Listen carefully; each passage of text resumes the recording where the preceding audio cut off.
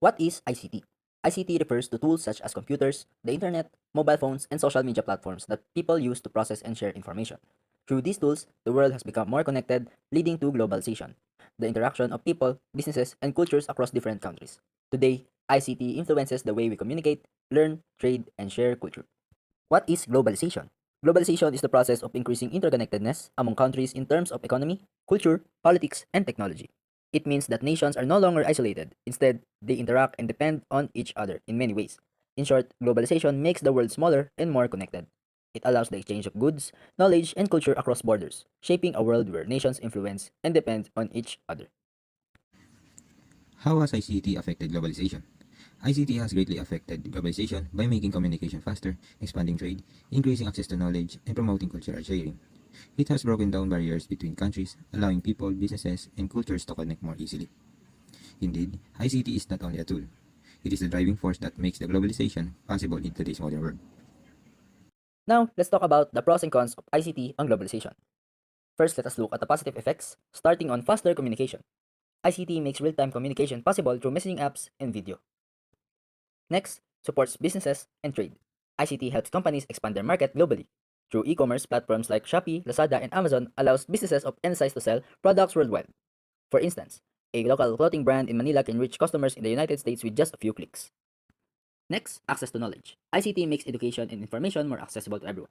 Students now use Google, YouTube tutorials, and online classes to learn topics beyond their classrooms. Cultural sharing. ICT spreads culture across borders. Platforms like Netflix, TikTok, and YouTube allow people to enjoy K-pop from South Korea, anime from Japan, or Hollywood movies from the United States. Next, it boosts innovation.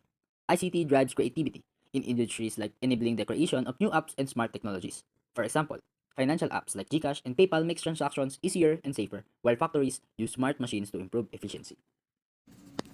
Negative impacts of ICT on globalization. On the other hand, ICT also brings challenges that we must consider. Unequal access. Not everyone benefits equally from ICT.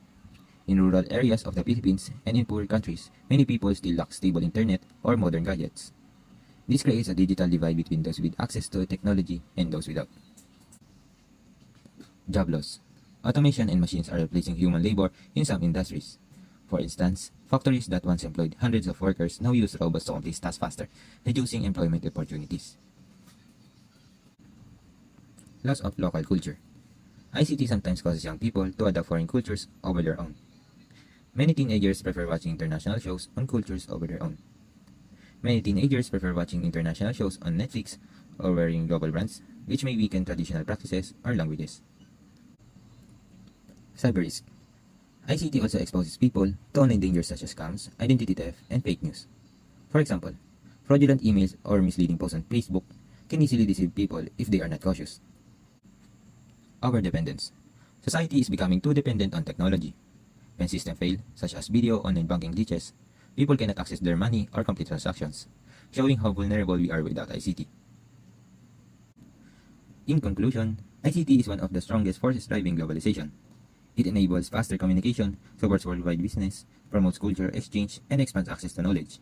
However, it also creates challenges such as inequality, job loss, cultural erosion, and cyber risk. To maximize the benefits of ICT, society must ensure equal access, protect local traditions, and use technology responsibly. With balance, ICT and globalization can continue to connect the world while promoting sustainable development.